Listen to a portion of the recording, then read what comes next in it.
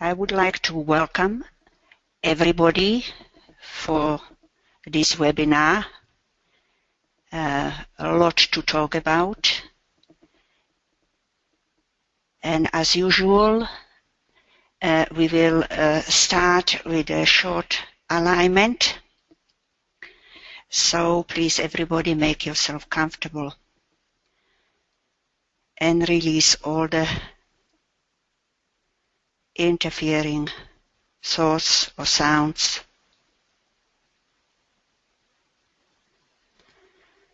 And focus the attention in the head. And imagine the light of the soul pouring through the mental body, integrating the personality. We will sound the ohms after each point of integration. Imagine the white golden light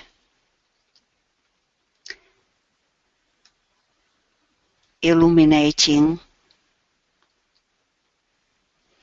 the mental body.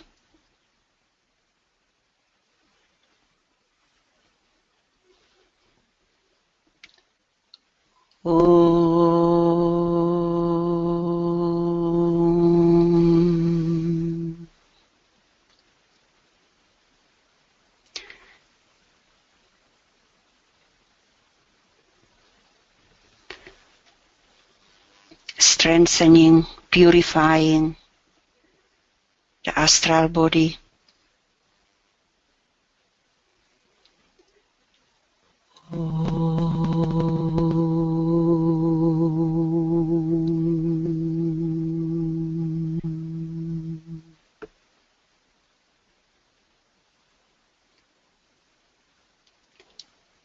Strengthening the etheric body.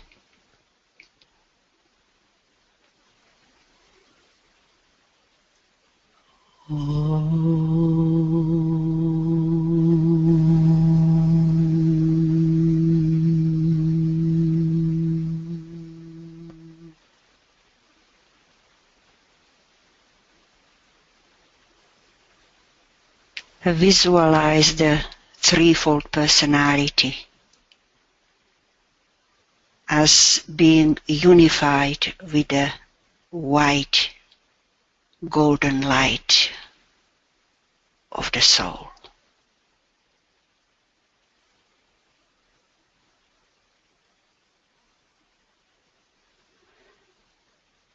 Personality soul fusion.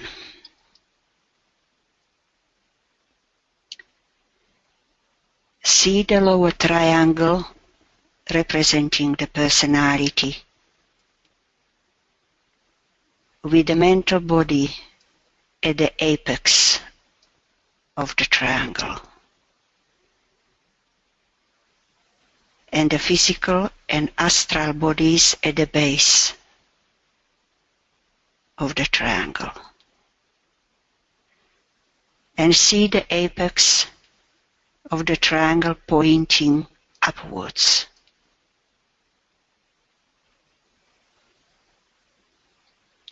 Above the lower triangle, see the brightly lit higher triangle, representing the soul,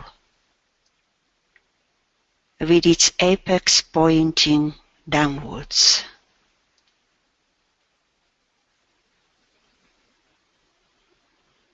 See these two triangles facing each other.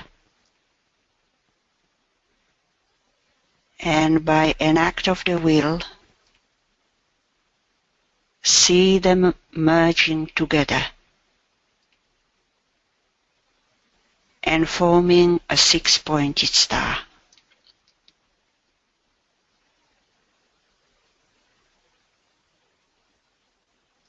See the six-pointed star as a shining sun, representing the soul-infused personality.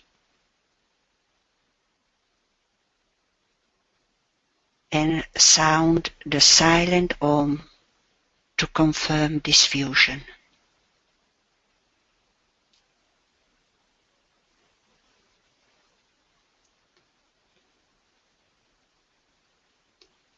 Group alignment. Visualize a sphere of pure white light and the group members as a miniature shining suns inside and around the sphere.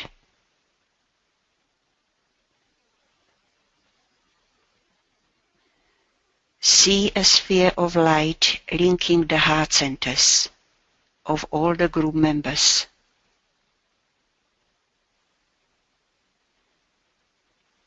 A sphere of light linking the head centers.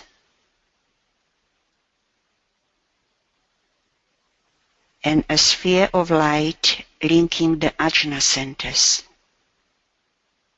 of all the group members.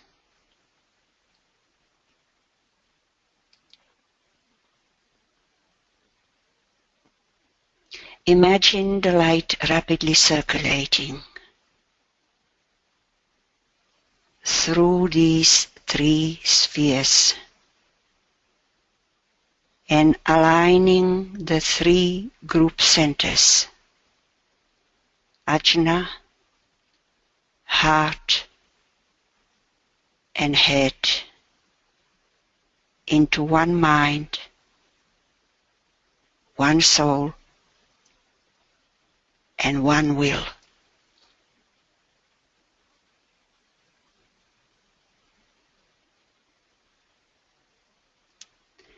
To confirm the group alignment, we sound the Om as a group.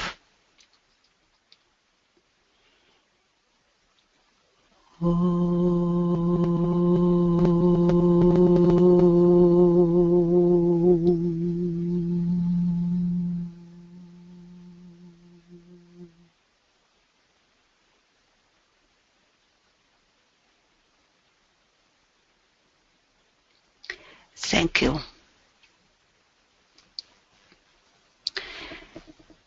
I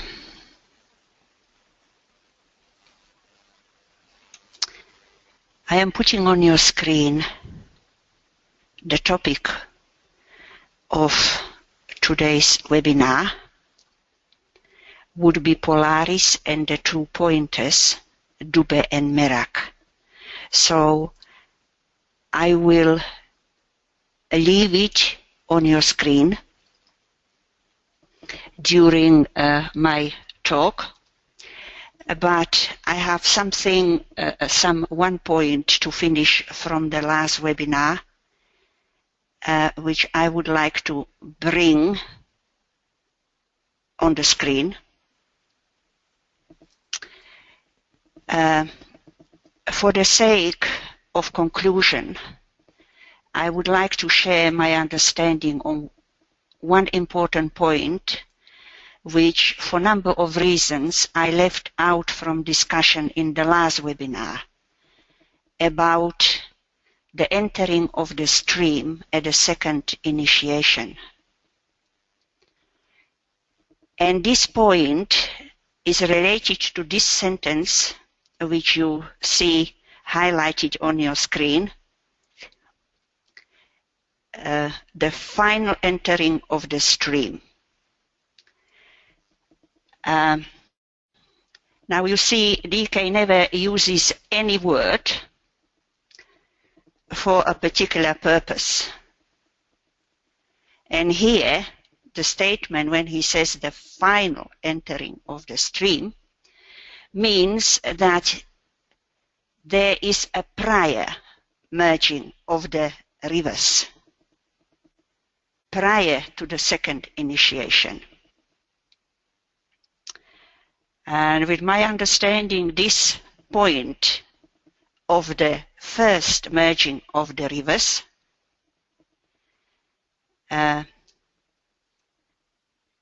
is when the disciple enters the path of accepted discipleship, when these three rivers, Ida, Pingala and Sushumna merge temporarily for the first time at the point between the shoulder blades, where we find what DK called the Manasic center. Now, I'm not going to enlarge on this any further, just to bring this to your attention. And then they part again. And that's why the first sentence of the stanza there says, when the stream enters the river of life, its passage can be traced for a short moment, you see, and then it is lost. And this is the first merging of these rivers, okay? And then, you know, the final merging is in the head. So with everything, it is a process. And I have aligned this with the statement in the Cosmic Fire where it is said that the fires of the lower centers below the diaphragm have, prior or by the time the second initiation is reached, usually mounted to the center between the shoulder blades. And at the second initiation, they rise as far as the head. And thus all the fires in the torso are then active.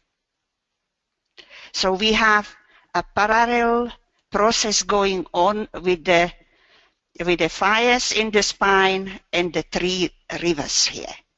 And I would only point out that the center between the shoulder blades is not the same center between the shoulder blades, which is part of the pranic triangle. This is a different center. That's why DK is calling it Manasic center. Okay? So that is all I will share. And then I will bring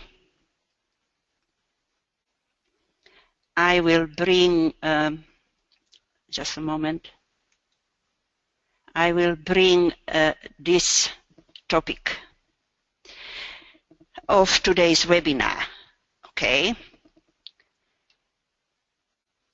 So, first of all, we will discuss the energies involved in this triangle, and then we will look at the astrological chart of C.D.P. and trying to figure out how and to what degree this disciple could utilize these energies. Okay? Because the major energy which conditions this triangle is the energy of the first aspect, of first ray of will and power. And we are told that the first indication of a true spiritual will only begins to manifest upon, to my understanding, upon the path of accepted discipleship, at the second initiation, when the initiate of the second degree begins for the first time, but in a very small and elementary form, to employ the will aspect. Okay?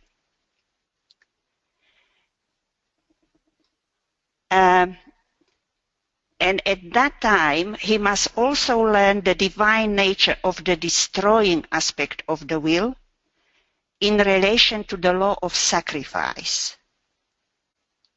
Now, there are two first-ray planets, Pluto, which is more related to the destructive will, and Vulcan, more related to the spiritual will. And both these planets are part of this triangle of Polaris and the two pointers. Okay?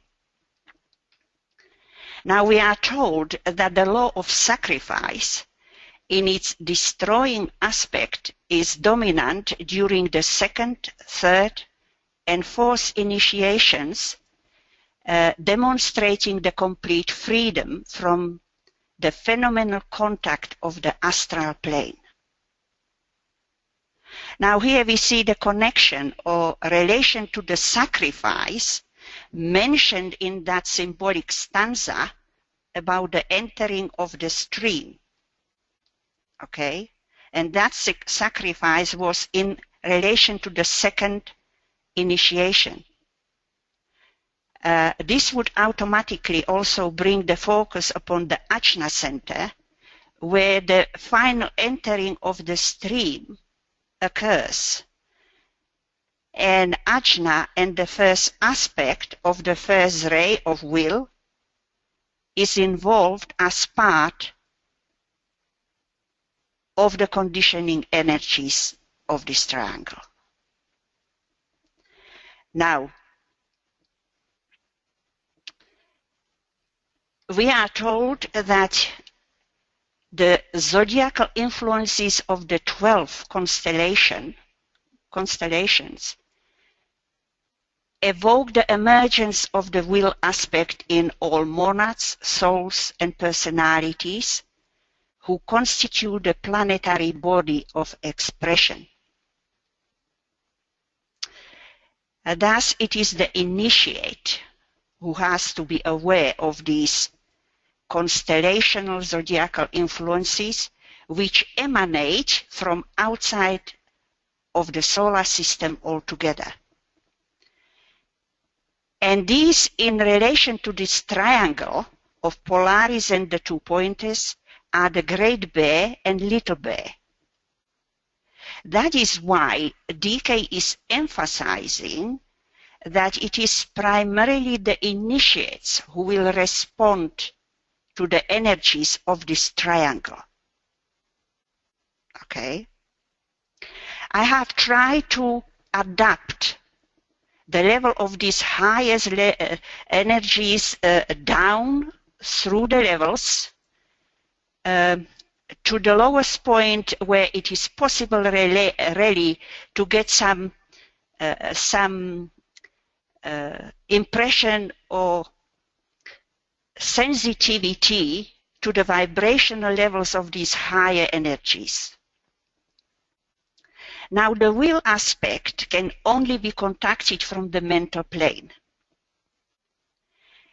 And if we seek to evoke the Shambhala force, we are approaching close to the energy of fire, which is the symbol and quality of the mental plane. So we need to work with and through the mind in order to appropriate this energy of will. But we need to be mentally polarized, which is technically between the second and third initiation, in order to use this will wisely. Okay?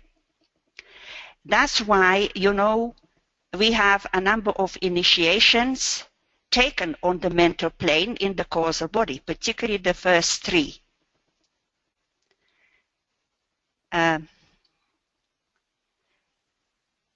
The 2 pointers are the 2 stars of the Great Bear, and they point to the pole star or Polaris in the Little Bear, which is for us at present, we are told, the major star of direction. Okay? Now, the Little Bear represents the ajna in the greater cosmic being, one about whom not may be said, and humanity is the planetary ajna center, being the correspondence in the planetary life to the ajna center in the individual man. Now, as Polaris is one of the stars in the Little Bear, it is also related or conditioned by the Ajna center. Being our present pole star, Polaris is under strong first ray influence as the most powerful, important star in the Little Bear, and is related to the will, purpose, and the plan of our planetary logos, and is the major star of direction governing the destiny of Shambhala. So you see, on a highest level, we're really dealing with a very, we are dealing with the divine will. We are dealing with cosmic levels here, okay? Now, Polaris is esoterically considered as the star of reorientation towards that which has been lost and needs to be recovered. Thus, returning to the soul, to the monad, eventually to our originating source or essence. Now, this process of reorientation is connected with the process of the reversal of the wheel, where particularly the energies of Aries, Libra, Scorpio, and Uranus are involved. Uranus being the hierarchical ruler of Aries, esoteric ruler of Libra, and having its exaltation in Scorpio. Thus, Polaris is also involved in this reversal of the wheel. Now, this is a, reversal of the wheel is another very involved topic, but it is very important to mention in this what we're discussing at the moment, because there is a relationship here. Everything is related to everything else. As you're finding out, those of you who follow these webinars, particularly the last two, where we started to deal with the Sutratma. Now, Polaris represents the Meru and the North. You remember these points we discussed in great detail. Okay? Polaris is called the North Star. And it is also related to the Sushumna, the middle or equilibrizing spinal channel, which is conditioned by Libra. Okay? Which is, Libra is also one of the major energies of Shambhala. And Polaris, as we are told, is governing Shambhala, destiny of Shambhala. This brings Polaris connection with the MC as the highest point in the chart, where we have the North Point or the Meru or the Sushumna Point. Whatever happens to be for us the highest point, it would represent that MC point or the North. Okay? Because I think for us, the major point could be a Merak. Because Merak, as you see on the screen, represents the soul, and it is our first merging point, the soul. Okay? Towards which, the Polaris directs to. Polaris is also called the pathfinder. And thus it is closely related to Sagittarius through its energy of direction and the path of return. Okay? And Sagittarius basically deals with the path in all its aspects. Polaris is also related to Aquarius as the sign where we find the life aspects through the waters of life, which it distributes to the humanity and brings relation to the group service, particularly for us. Aquarius also represents the vital power and the etheric field which connects Polaris to the physical and cosmic ethers. Okay?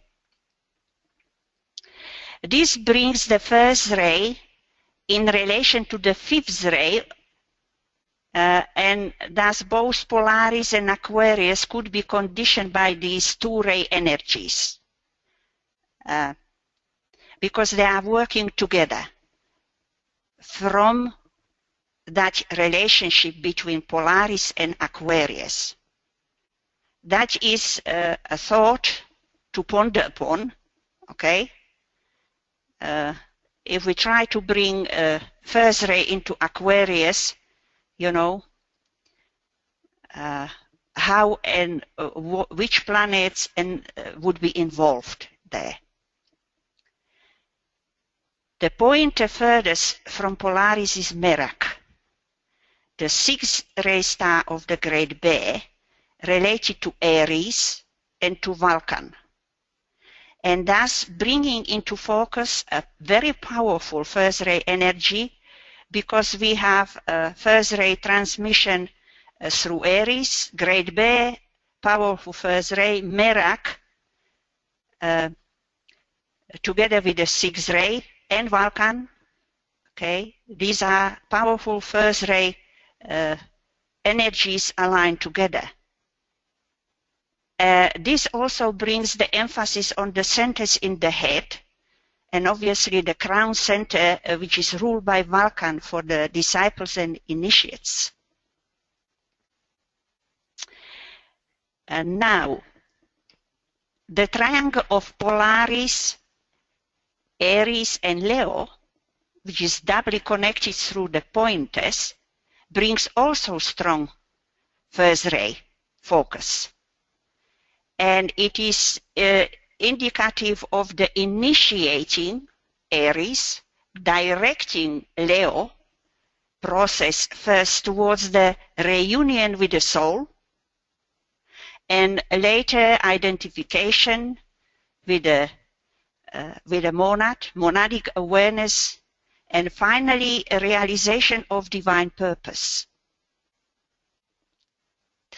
The pointer, which is nearest to Polaris, is Dubhe, the fifth ray star of the Great Bear, ruled by Pluto and related to Leo, expressing the lower will or self-will of the personality, and conditioning particularly the mutable cross. And as we know, the mutable cross operation is the longest in the evolution, in our evolution, even prior to entering of the path, and the whole probationary path is under its influence. Okay? To my understanding, it could extend through the whole probationary discipleship up to the middle point between the first and second initiation, where the accepted discipleship commences.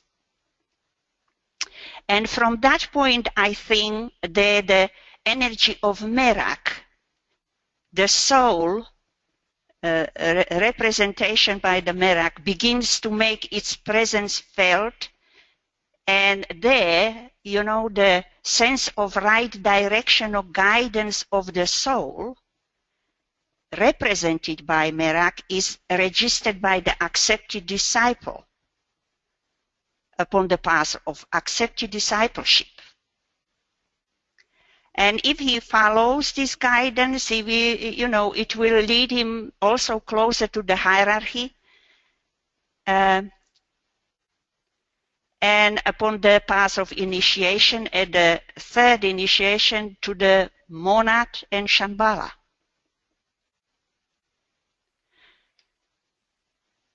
Now, the spiritual will, as I said, it begins to first manifest upon the path of accepted discipleship at the second initiation, and comes via Aries, Vulcan, and Pluto. And so we have a direct line of this will energy coming through Merak as a great reservoir and focal point for divine energy, carrying God's purpose. Dubhe as expressive of the lower aspect of the will, of the personality. Then Aries, where the will to create or manifest is initiated. Then comes Vulcan, which transmits the higher will of Merak, and Pluto, the lower will of Dubhe. And then comes Shambhala as the custodian of the plan.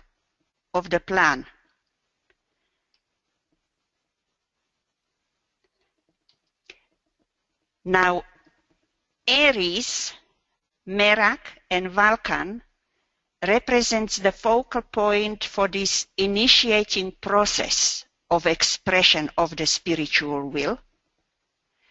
And I think particularly in relation to the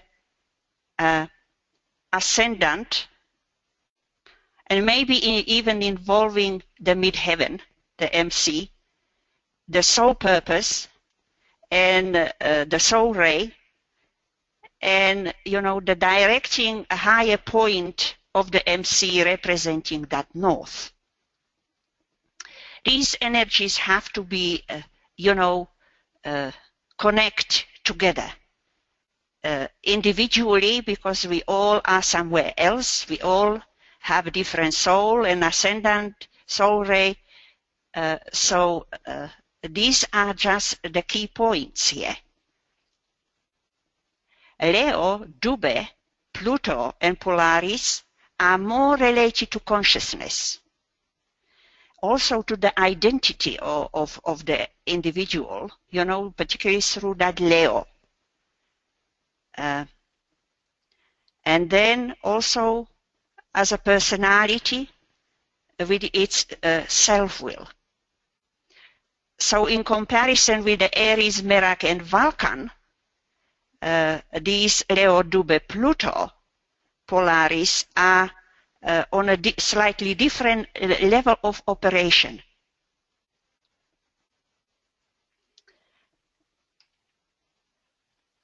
From one perspective, we could relate Polaris to the monad and the first aspect of first ray, Merak to the soul, embodying the will to unity, second aspect, second ray, and Dubhe to the personality representing the form, personality, or third aspect. Now I see here also the correspondence to the three spinal channels of Ida to Dubhe, Pingala to Merak, and Polaris to Sushumna. So I am linking basically all these processes, as I said, from previous webinars where we discussed all this. Thus, through this triangle of Polaris, Merak, and Dubhe,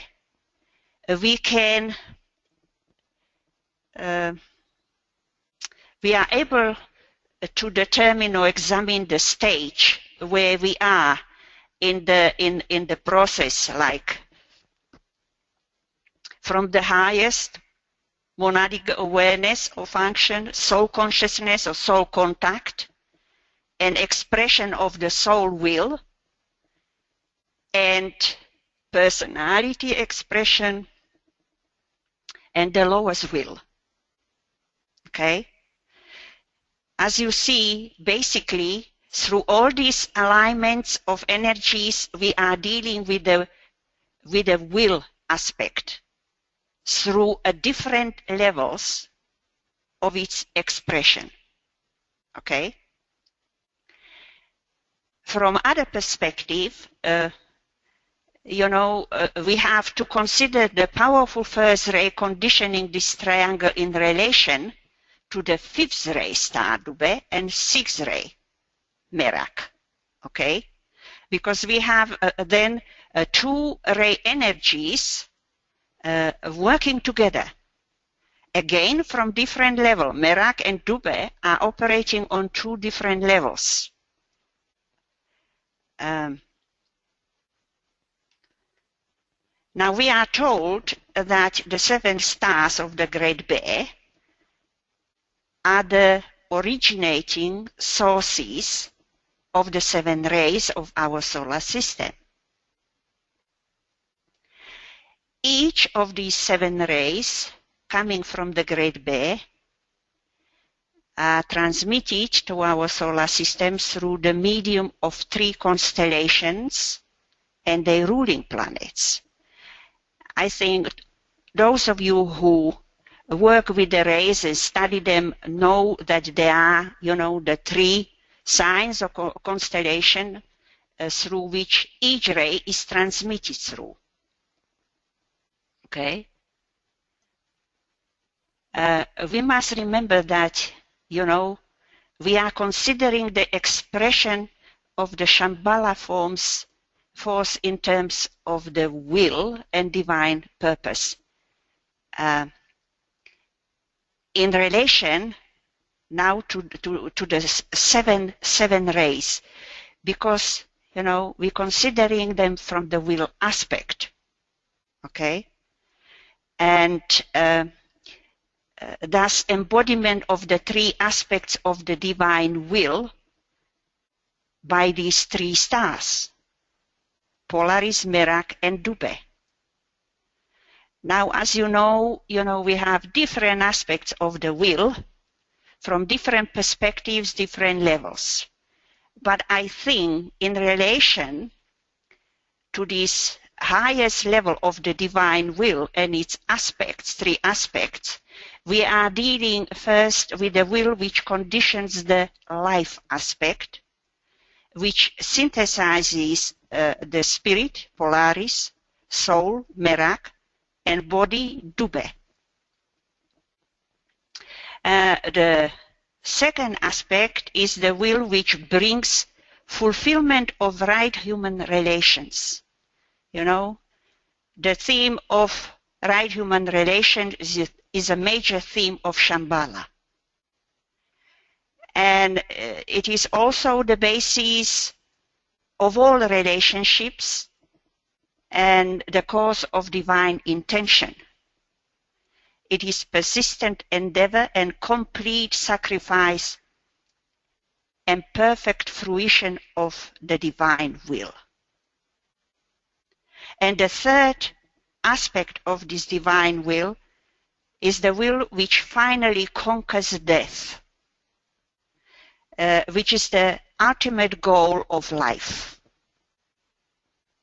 So when fruition is achieved, it is the final united success to purpose of spirit and matter. Again, as you see, we are dealing with the highest level or aspects of that divine will. So,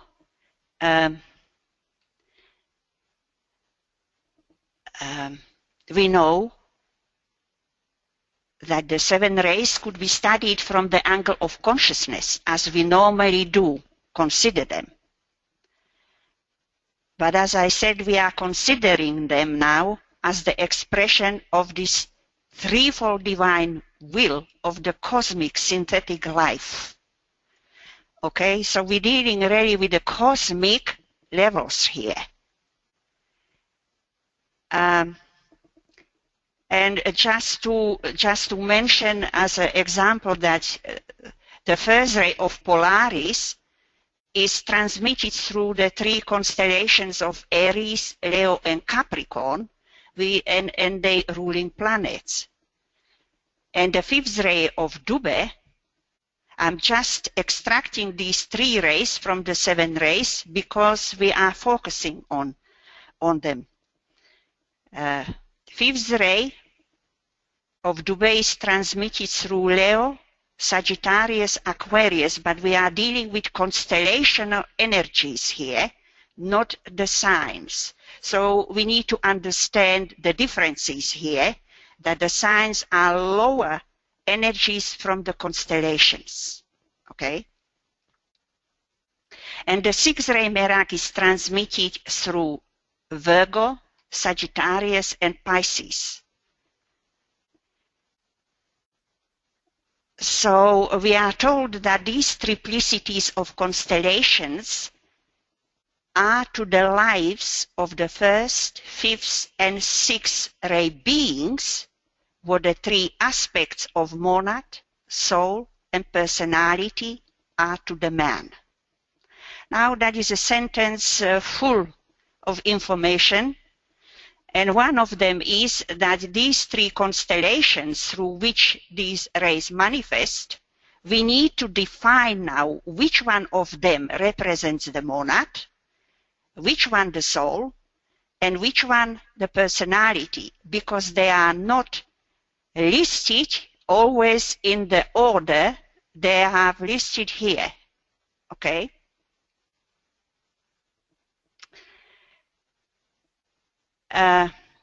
We note that Sagittarius, in relation to Dubhe and Merak, is the transmitter of the fifth and sixth ray,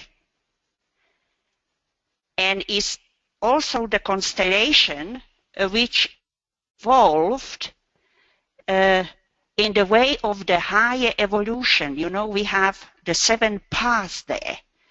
And it is interesting that, for example, the star Betelgeuse in Orion is the constellation related to the Great Bear and is the source via the Sagittarius of one of the 7 paths called the path of training for the planetary logoi.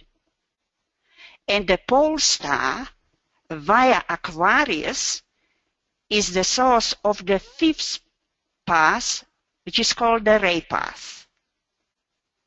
So again, we're going to a very high energies here with these ray energies. We have seen that Polaris is connected with Aquarius and the 5th ray star Dubhe.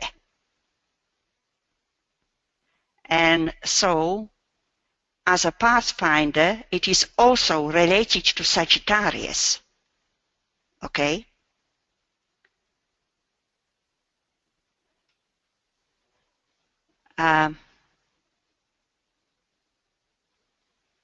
So Polaris, as the star of direction,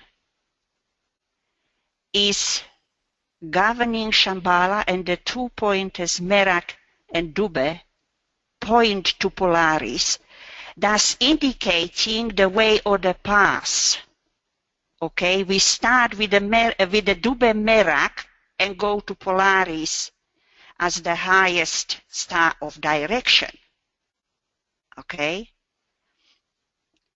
The path we should follow towards the fulfillment and the expression of the divine will and purpose on the physical plane.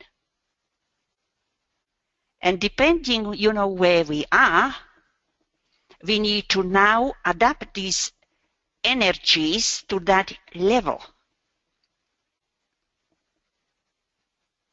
And, you know, also to the level of this disciple, which we are going to attempt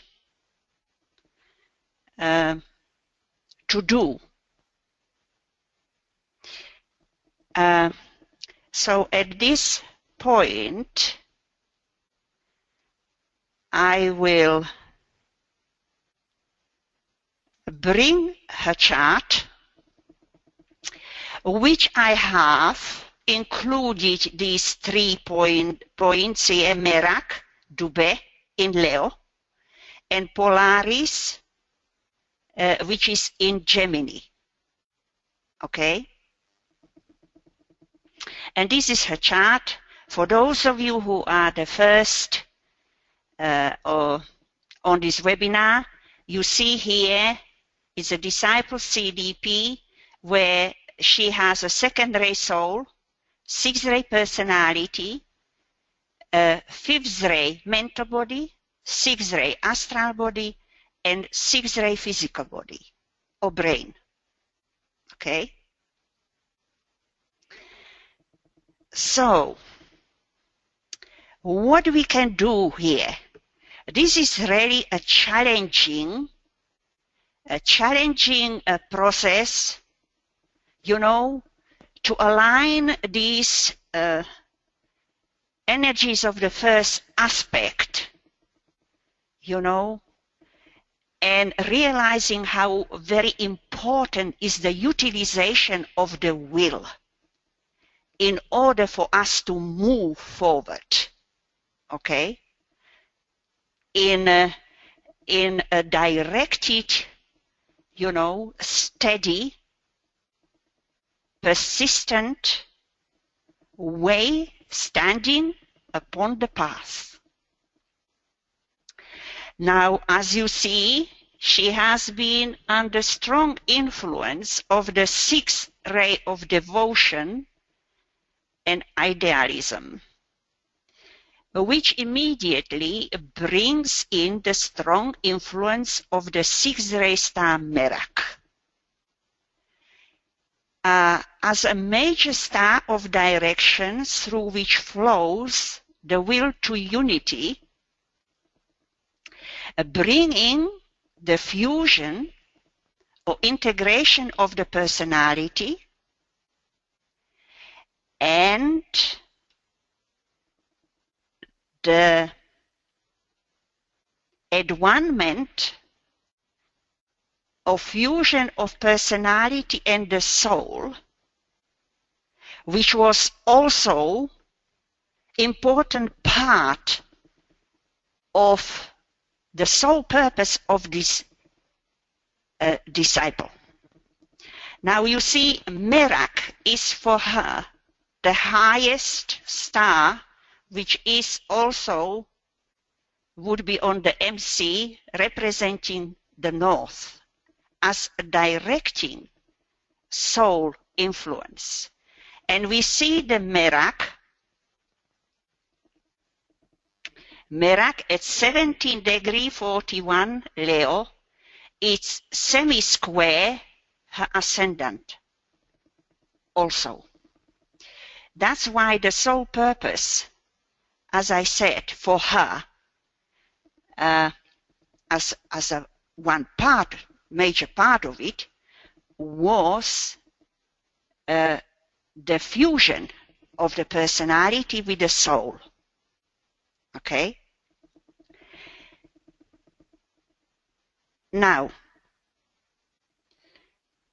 Merak is related to Aries, as we already discussed, which initiate the impulse to this process of fusion. And we see her powerful Aries represented in her chart, having her Sun in Aries, Mercury in Aries, a very strong esoteric soul placement, and the Chiron. So, and Merak being related to Aries,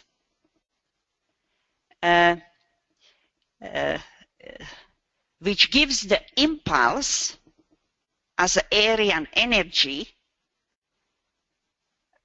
by the potency of thought through the Mercury in Aries, powerful high mental level energy here, okay, directed by Merak away from the circumstances of her physical plane life, which is represented by Mars as the ruler of Aries, okay, and from the preoccupation with personality Sun in Aries, towards the soul, Merak,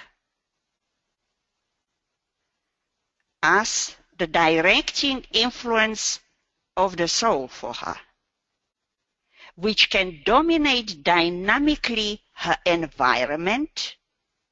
Placement of Merak in the third house in relation to her immediate environment circumstances.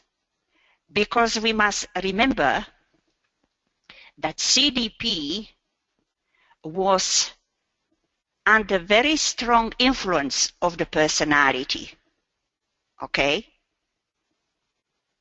And these energies of Merak in relation to her powerful Aries are initiating through the soul the process of moving away from the physical plane and personality preoccupation. Okay? What we are learning through these three points, Polaris, Dube and Merak, we are getting deeper behind the causes here and importance of the employment of the will. Okay? Which for her fundamentally is the soul will, which she needs to employ. Okay? We also discussed that Merak is also related to Vulcan, which in her case it's placed in Aries. Obviously, we don't know exactly at what degree, but we are told that it is about 8 degrees either side of the sun.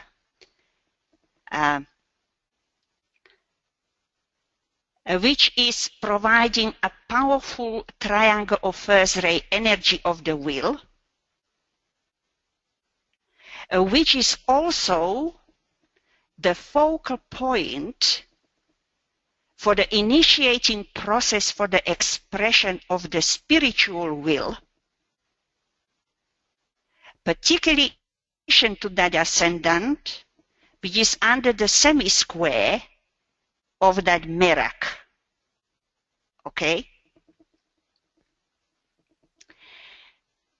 Now, Merak is connected in this chart through the polarity of the 3-9 houses of the lower and higher mind, higher or abstract mind. And it's placed in the third house, which is the mental energy of thought processes. It is also the meditative line here, okay? And it is in a conjunction with Uranus as the ruler of the 9th house ruled by Aquarius. So we are focusing towards that abstract mind from the lower mind, lower concrete mind. Now, this is providing us, at least to my understanding, with a major clue to her possible utilization of the spiritual will involving the abstract mind, which is connected to the atomic or spiritual will through the abstract mind, and both are ruled by Uranus and Saturn happened to be placed in that 9th house here. Okay?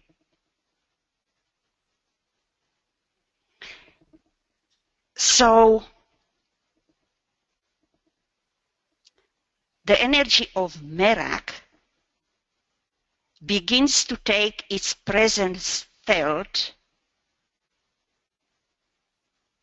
and the guidance of the soul, represented by Merak, started to be registered by C.D.P. through her entry of the path of accepted discipleship in that particular incarnation. Okay? Leading her obviously closer to the hierarchy and towards the center of the ashram. And this represented for her also the time of initial commencement of the first possible registration of the spiritual will until its first elementary expression at the second initiation, which was still in front of her. So you see, as with everything, we're going through a process which usually involves few lives. Okay, particularly at this level. Considering that she, for the past 3 lives, one after the other, was trying to resolve her problem with the 6th ray energy. And she will have to do that in the 4th life. So you see, it all depends how fast we work with the discipline, and primarily with the utilization of the will. Okay? And our first major will is the soul will. Okay? That's why even its use of the soul will, it's really coming, you know, at the time when the spiritual will start to be in some elementary form expressed at the second initiation, so is also the soul will start to be more consciously expressed, and finally in full measure at the 3rd initiation. Again, I'm sharing my understanding of this process here, okay? Now the 6th ray will of Merak embodies for C.D.P.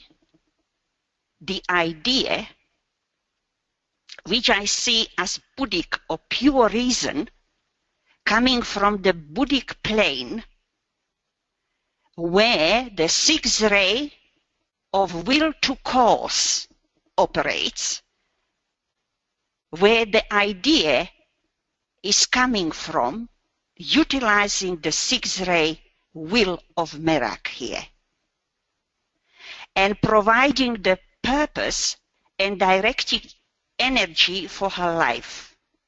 Okay? The idea embodied, you know, from the Buddhic plane, which is the intuition of pure reason. Now the ideal of the 6th ray is related more to consciousness and to desire, but the idea is related to the will and impersonal force of divine indifference, or as D.K. said, divine carelessness, which he needed to develop. Okay? That's why through her instructions we will see that she was really quite highly developed on the inner planes. That's why even one of her keywords is pure love. You know? Why pure love?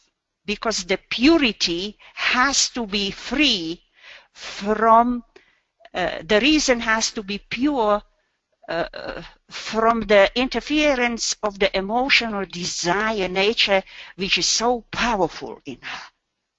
Okay?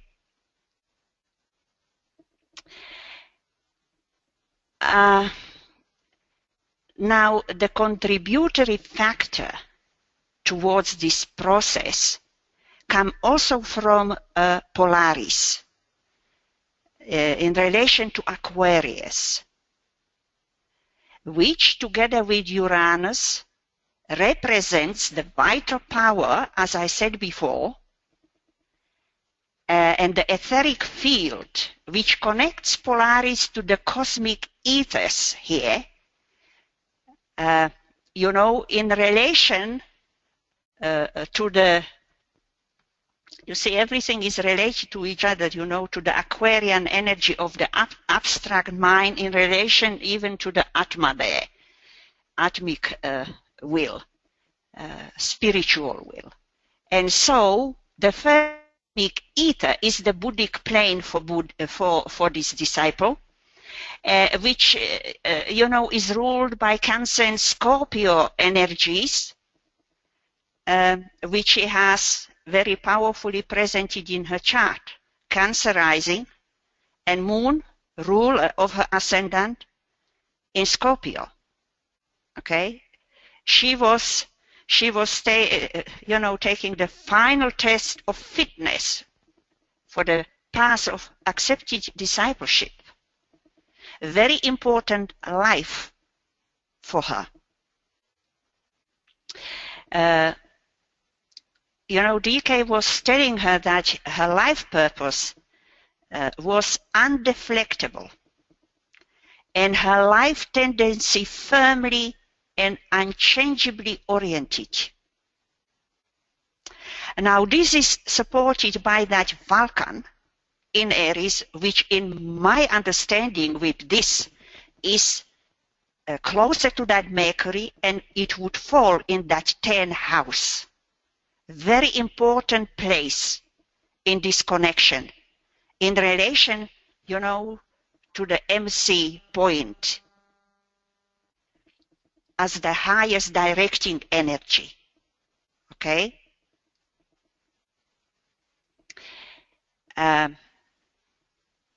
And, you know, Vulcan with its endurance and will to persist, together with the strong influence of Sagittarius in her,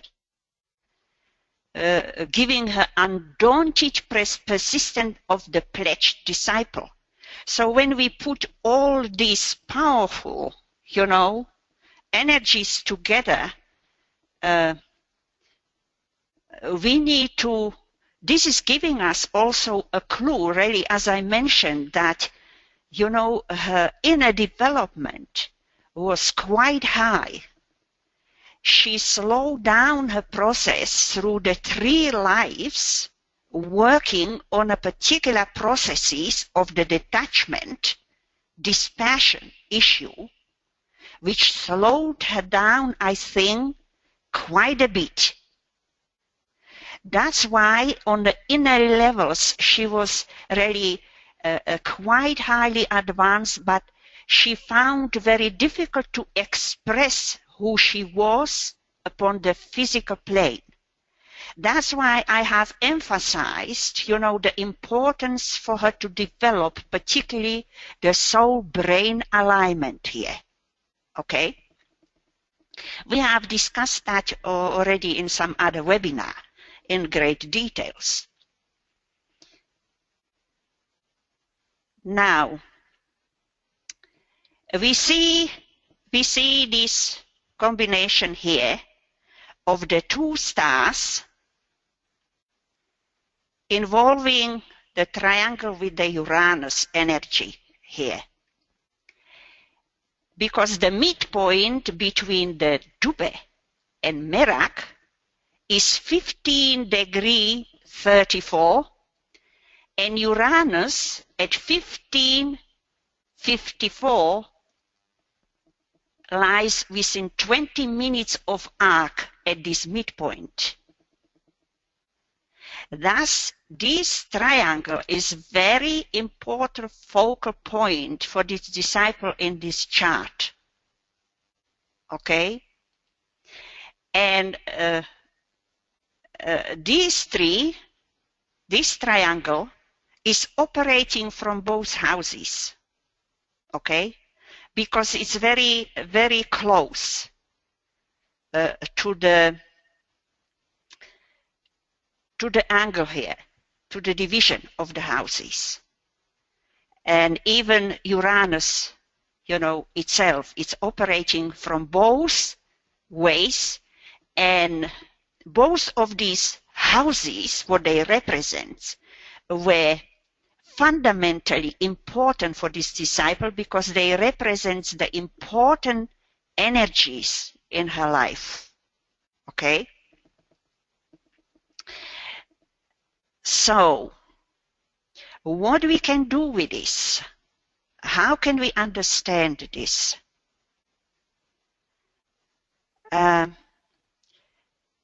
You see the major conditioning energies of the second house for this disciple was related to her personal concern and worry. How to take care of her family financially. Second house of finance, which she was doing all her life, even though she didn't have to, because she came from very wealthy family herself. Her personality motives, you see, the Taurian house, and emotional love for those she loved as personalities, blinded her to the true spiritual values and true motives, to see them as souls, and really taking care of helping them as souls from her own soul level. She was dealing with them from the personality level. And that's why the presence of the Dubhe, which is a star related to personality, is placed in the second house. Okay? Which is really confirming through its focus on the personality will, which was also the directing energy behind making her family her career. And Dubhe, at 13 degrees, is almost exactly in aspect to that midheaven, which is in Cancer decanate of Pisces, signifying, her career was her family, was her home. Okay?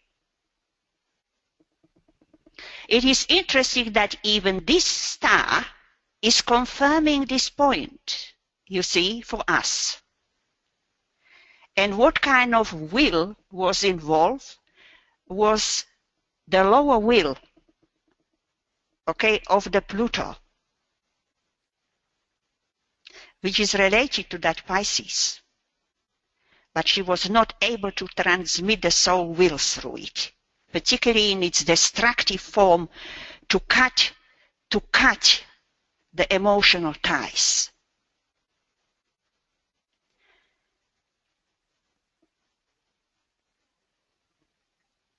So even the transmission of the spiritual will through that Pluto is expressed, on the personality level as the lower will. There is so many blockages in this transmission. That's why its expression, it's coming into usefulness in her life. It's a very slow process here. Okay?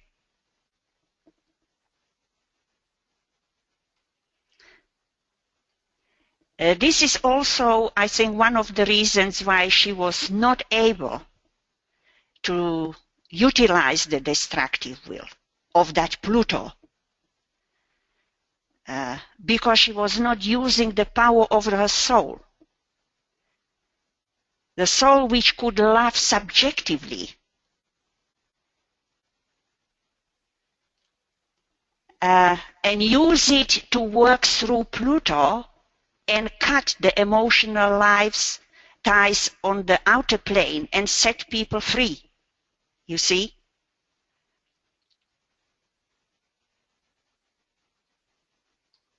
We must remember that Vulcan can also have destructive influence.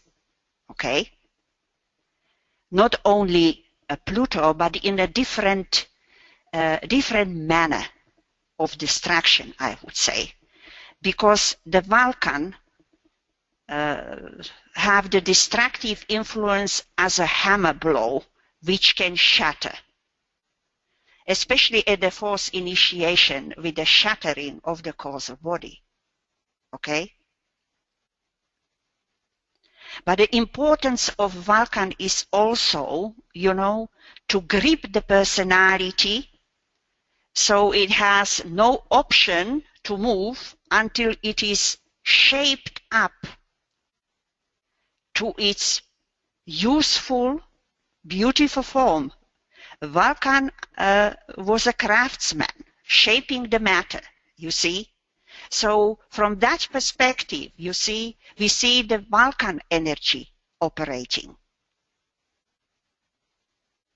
And it is a very, very important energy for her because Vulcan is in Aries, as we are saying here, in shaping of, her personality. Very important energy because it's a higher energy from that perspective from the Pluto.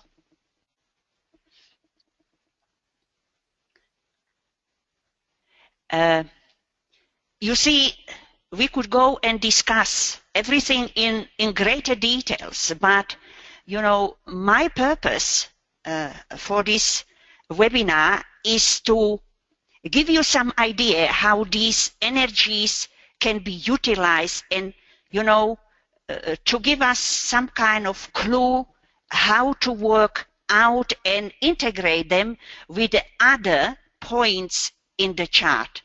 So I am not going into the discussion of the houses in any great details here. All I am going to point out that all these 3 points of the triangle are in Sagittarian decade of Leo. We're coming back to the Sagittarian, okay? This is significant because through Sagittarius are transmitted the 5th and 6th rays, which condition Dubhe and Merak. And they happen to be with that Uranus. I pointed out to what kind of energies without going any further into relationship with other points in the chart. Okay? Now we must understand that these 2 pointers were in those degrees at her birth, but they move very slowly. So for all of us, they would be in that Sagittarian decade of Leo. Maybe they have moved 1 maximum 2 degrees, and the same goes, for the Polaris. So if you check your own charts, you will see where you exactly find them, because I suggest you leave very small orbs to these. If possible, up to 1 degree, and when you see the relevance, as I have seen in this chart, particularly for Polaris, you can take, around 2 degree orb. Okay?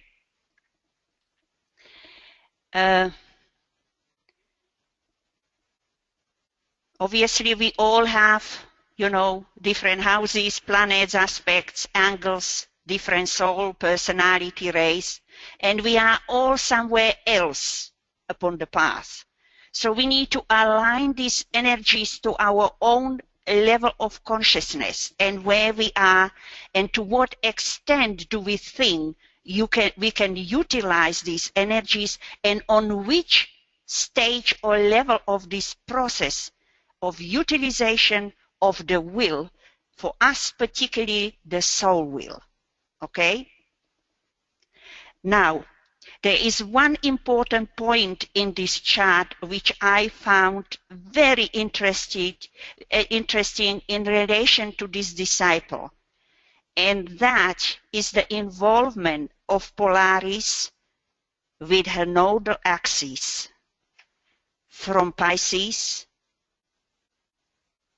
to Virgo, making a T-square with that Polaris. Okay?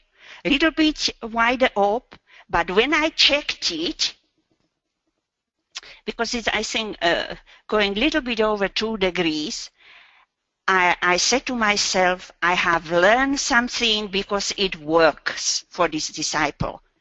You know, through utilization of this energy of the Polaris. It is involving the houses, you know, 4 and 10.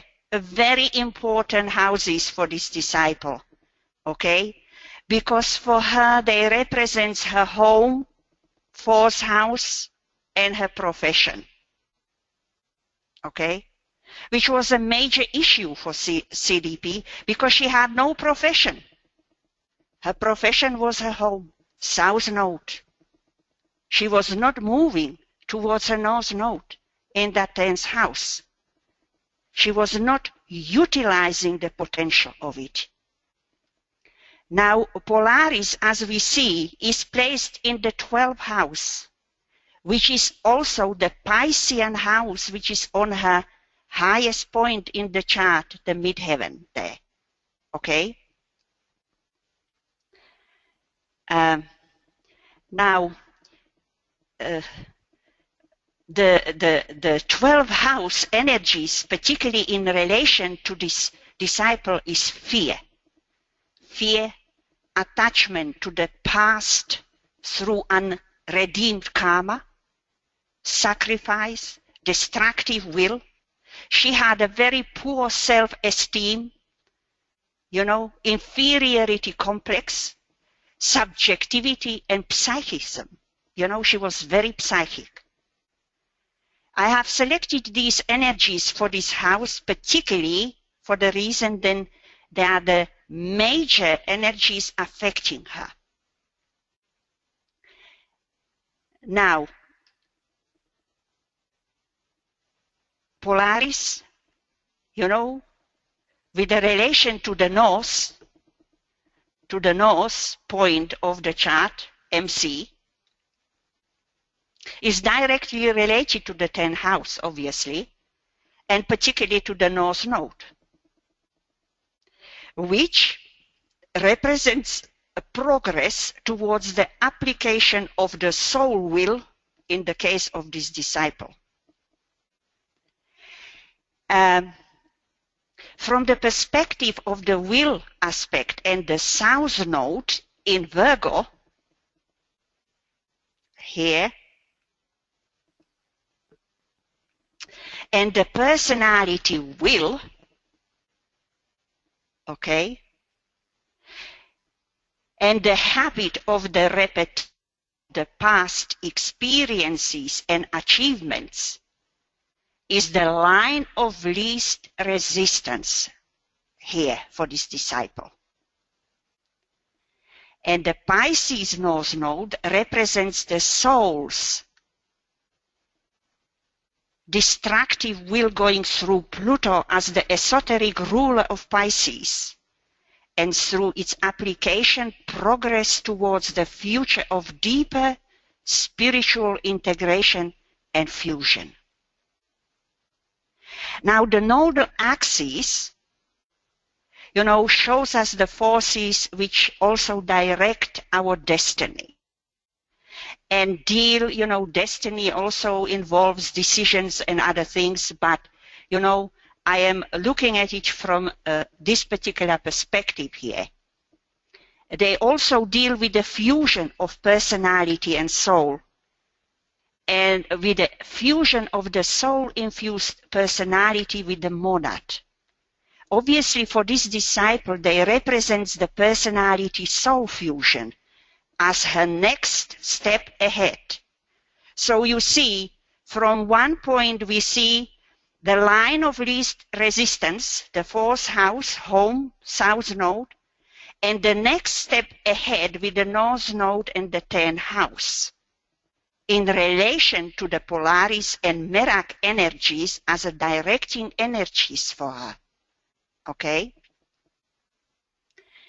She was not able already to cut her emotional ties with her children because of fear and worry, and also of the very ancient thought forms which were holding her to the past, and she couldn't cut them. Okay? And this is here a further confirmation of her strong pull towards the past, towards the building of her home, of being a mother, and nourishing and taking care of her children, represented by the South Node in Virgo. Where is that? In Virgo. And together with her Cancer ascendant, we have two very important signs to nourishment. A mother nourishing on the lowest aspect of the nourishment. Okay? And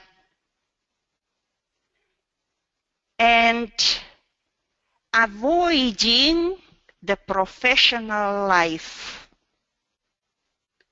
and a new accomplishment represented by the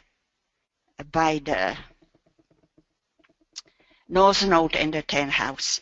Even DK, in one of the instructions when we come to it, he says, you know, very, very diplomatically, you know, that it is a shame she has no profession. Okay? Because it was a blockage in a number of ways through this process, not only of integration and fusion, but cutting the ties and getting away from the habits of the past, which, you know, if we think about the 3 past lives with the 6th ray energy, we are not very surprised. But you see, for me, this T square with that Polaris linking this nodal axis here, you know, just brought it much more clear and confirming number of things, you know, for me about her issues. Okay?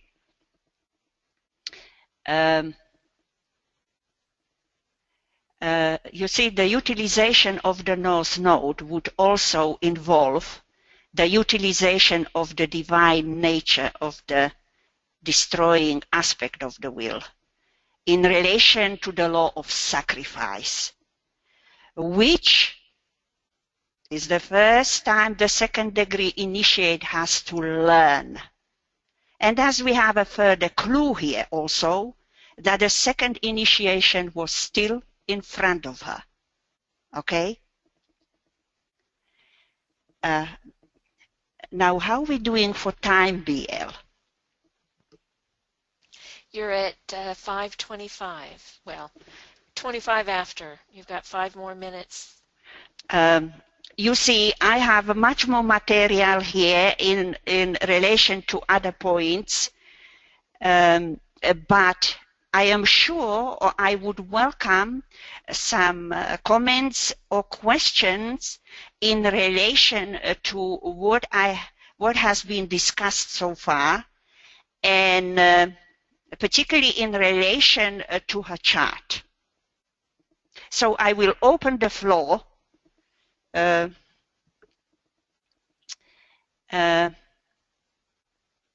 any comments or questions. Okay. I don't see any hands. There we go.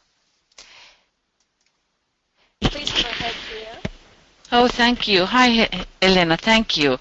So, a few practical questions. I am not understanding exactly about the placements of the stars when we think about the labors of Hercules, where he talks about like behind the Cancer is the little bear related to the second decanate of Cancer, the great bear related to the third decanate of Cancer. And here we see the Polaris is in Gemini, and then those stars Stupe and Merak in Leo. So this is one question. And then one interesting thing was coming to my mind about the great bear, which is called also the plough. Mm-hmm. And then it is said in the Bible that who puts his hand in the plough, Michael knows it better, should not leave the plough. Or how it goes, Michael? Do you hear me? Are you there? Yes, I'm here. Whoever puts his hand to the plow and turns back is not worthy to enter the kingdom of heaven. Right. Mm-hmm.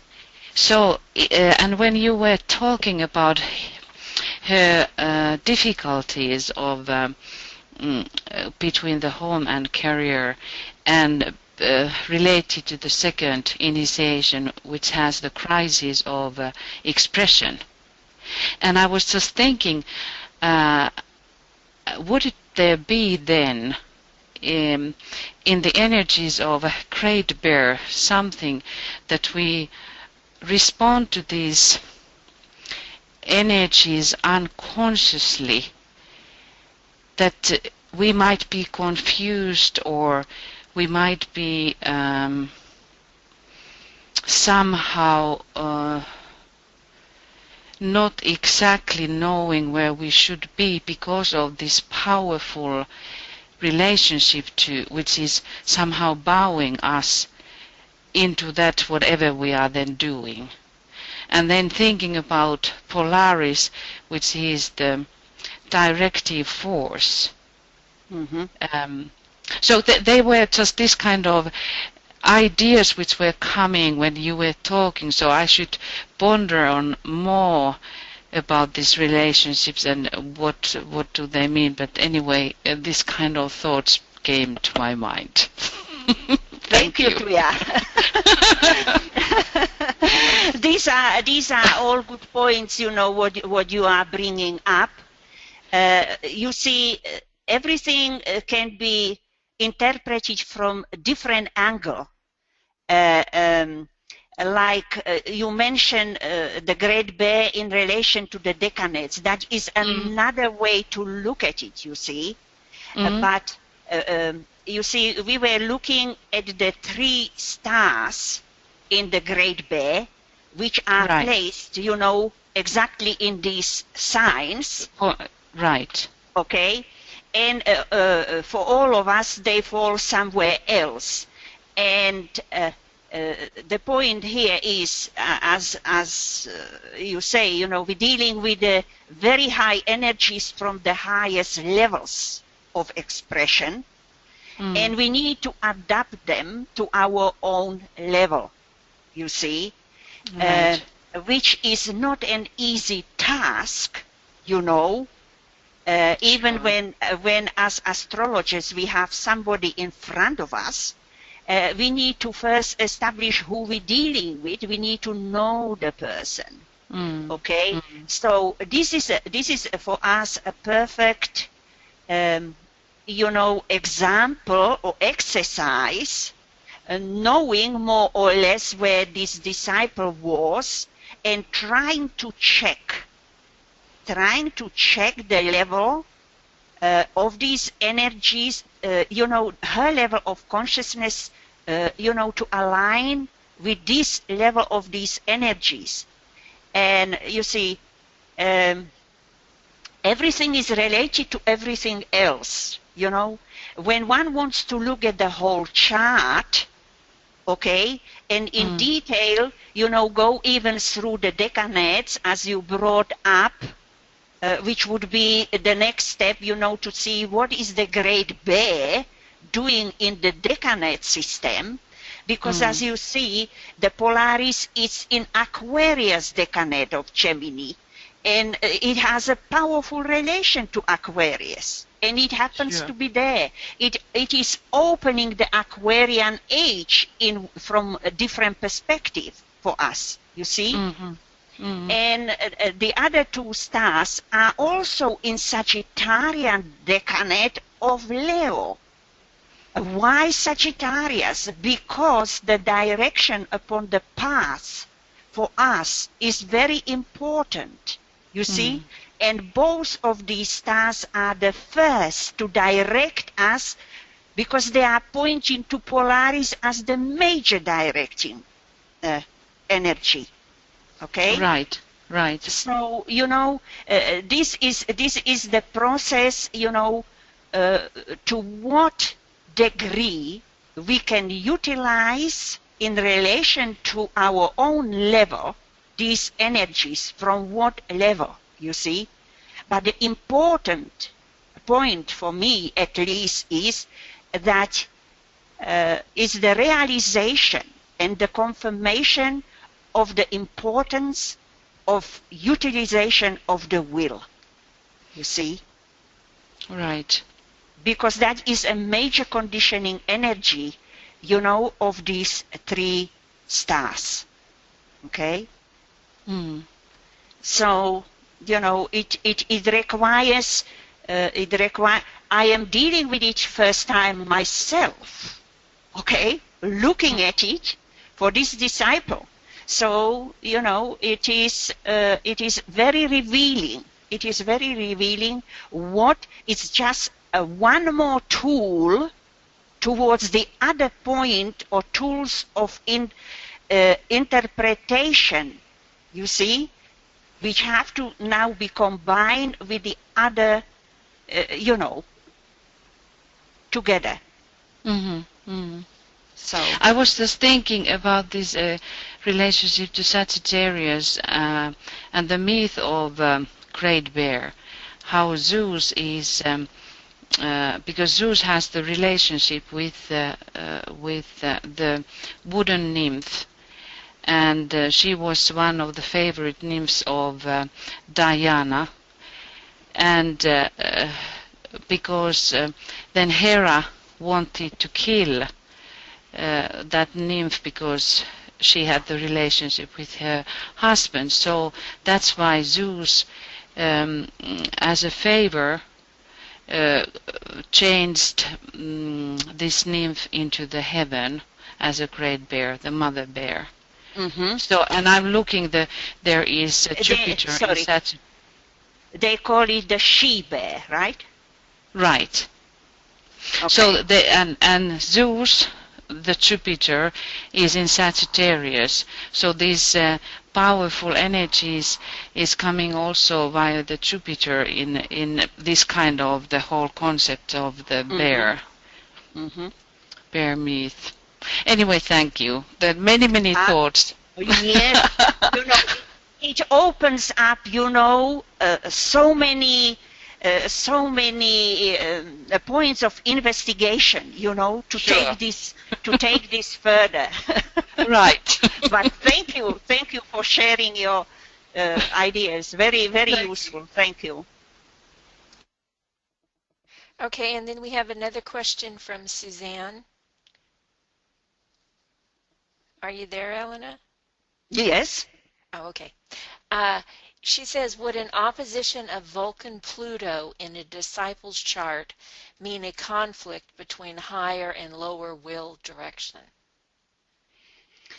Not necessarily. They could be complementary because everything is working together. But depending on the level of consciousness of the person, one would predominate Not necessarily so. You know, it's very difficult to say. It is not to say that they are in opposition, that they would be battling against each other necessarily. It would greatly depend on their relationship to the other points in the chart, okay, which would modify the energy.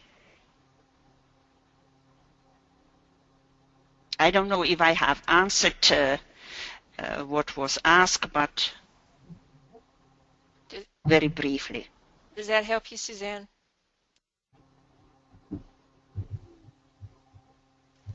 Well, we're not hearing her, so I guess it is. Yes. Okay.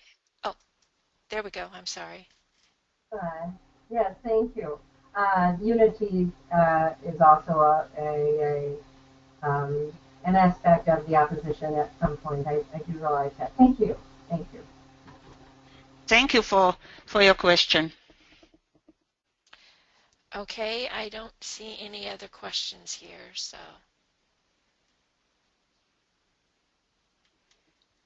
Well, it's a lot to ponder upon here, okay?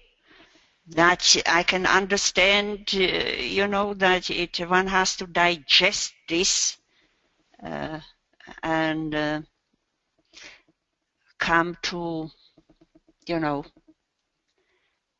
one's own understanding and so on. So I'm just sharing my own, and if it is helpful, that's great, and pointing, you know, how we should approach the interpretation of the chart now through these 3 points. Elena, can I say something? Sure. Michael here. I thought it's a very, very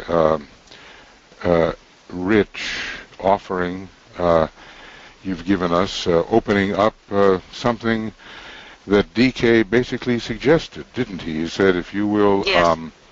check the position of some of the major stars in the disciples' chart, you will gain additional insight. And it has so many levels, doesn't it? I was just thinking about this. Sometimes we might look at Pluto as the lower will, so I think you answered that question wisely. But other times, we have to remember the triangle Aries-Pluto Shambhala. Yes. Which puts Pluto in a different light, doesn't it, and relates it to Aries. And so as always, it really depends on where the person stands on the path. And that initial kind of assessment is so necessary before saying arbitrarily that a particular planet or star means thus and so. It has to be interpreted in the light of the individual status, which I think you're doing very well. I feel personally I learned a lot, and it's very rich area with many layers, and I think you really delivered on many possibilities. Now it's up to us to ponder these matters and apply it to our own chart if we are disciples, and just see how these things would work out. So thank you very much. I enjoyed very much this presentation and learned a lot from it. Thank you, Elena. Thank you, Michael. And you have another question? Please go ahead, Tuya, but you have to take yourself off self-mute. Okay, now, thank you, Michael, because I think I can express something what I was thinking a little bit more, because I have been thinking this way, that when we think about the planets, that they are affecting, first the planets are affecting our lives, or everything is affecting, but we are like following the planets, and the disciples moves towards the signs of the zodiac. And I think the more we evolve and we are initiated, then more of the constellations, the whole universe becomes our playground, and those energies are affecting. And I think in that, when we think about those crises which we are having in relationship with the initiations, maybe they are exactly all these cosmic touch that these powerful energies are affecting our lives. And like in the beginning, we are responding to the lower vibrations of the planets and then signs and then the higher ones. Maybe the same way, we first we are not clear, we cannot handle these energies more intelligent ways. We need to learn what they mean. That is how I have been thinking, that the more we evolve, the more all of those greater gods become important in our lives. Yes, very good point, Tuya. Yes, you know, all of us are somewhere else, and we start, you know, to become sensitive gradually to these energies, and it's a process, you know, of many lives, and that's why, you know, the application of the will speed up this process, you know, because the employment of the will, you know, automatically comes discipline. You see, the persistence, the dedication, the responsibilities. You know, it works together hand in hand. But where the will energy, you know, is not applied, at least in some little conscious way, that, you know, we are not moving very, very fast. And, you know, that's why it is very individual. That's why, you know, 2 initiations for some can be taken in life. You see, even it's, I would say it's quite rare. You know, there are not many people who can do that, but it is possible. You know, especially the 2nd and 3rd initiation can be taken in one example. You know? Correct. So, it is all very individual, I would say, the application, you know. So, but these are good points, you know. So we shouldn't get discouraged, you know, that, you know, we will never do that or this or whatever. Everything is possible. Everything is possible. That's a good mantra.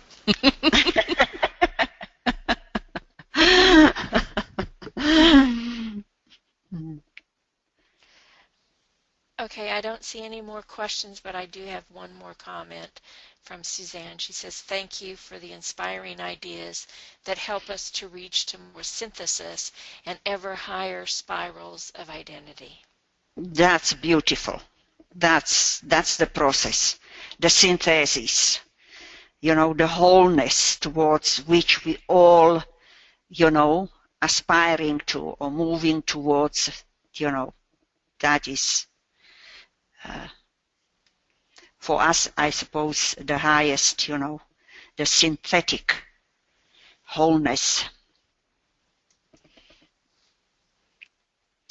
through the detailed parts of that whole and putting it all together until we see the whole.